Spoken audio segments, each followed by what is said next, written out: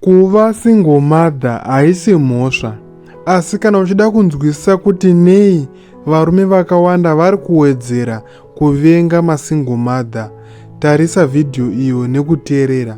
Pashure pevhidhiyo tozokomenda. Hey baby, what you doing 4 o'clock? What? Your dad stayed the night. No, Baby, what? What are you? Wait, your dad stayed the night here? No, he didn't. He was here in this house? He was with mommy? He was with mommy? He wasn't. Babe, Listen, no. He be talking. When did we ever say that though? When did we ever say that? Babe, you be watching all types of TV and No. When did we ever say his? Zvanga zvichiitika pavhidhiyo iyo wanyatsa kuzvinzwisisa here?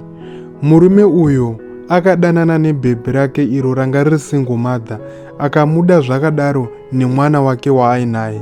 Asi problem ndeyekuti basa rake harimubvumiri kudzoka kumba everyday, saka day iro akadzoka kumba asi nezuro wacho haana kurara pamba. Kamwana ako ndo pakakudhomoka kuti nezuro dhedhi vangu vanga vari panapa ende vakatorara panapa. Saka ndo nyaya yaita kuti vatange kunetsana. Saka uri kuona here chiri kuita kuti varume vakawanda vazovenga masingle mother.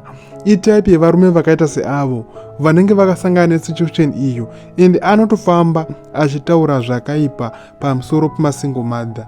Uri kuona kune vakadzi vane mafeelings ari mixed kana kuti vane confusion panhau ine chekuita nemafeelings kuti murume waari kugara naye ari kumuchengeta anenge achimuda, asi at the same time anenge achikara kana kuti anenge achifarira bonde remurume akamuitisa mwana. Anenge achinyatsoziva kuti baba vemwana wangu zvekuchengeta mwana wangu neni haazvigoni just because munhu wemusango, he is a player boy, but at the same time romance nekugona bonde zvinobva kubenzi iroro mwoyo wake unenge uchizvida zvekuti anosarudza kurasa murume akatendeseka, asarudza kumuchengeta iye nevana vake. Saka dambudziko riri patype yevakadzi ivava vasingagoni kudzikamisa mafeelings kana kuti vasingagoni kusarudza chinhu one. Havasi vese masingle mother anodaro, asi type yevanhu vakadai vanosvibisa zita remasingle mother ese. Ende hapana murume anozvida kuti mukadzi waakaregerera past yake anoramba achidzokera kupast yake kuita kunga imbwa inoramba achidzokera kumarutsi. Izvozvo hazvisi bho, ende ndo zviri kuita kuti masingle mother avengwe nevamwe varume.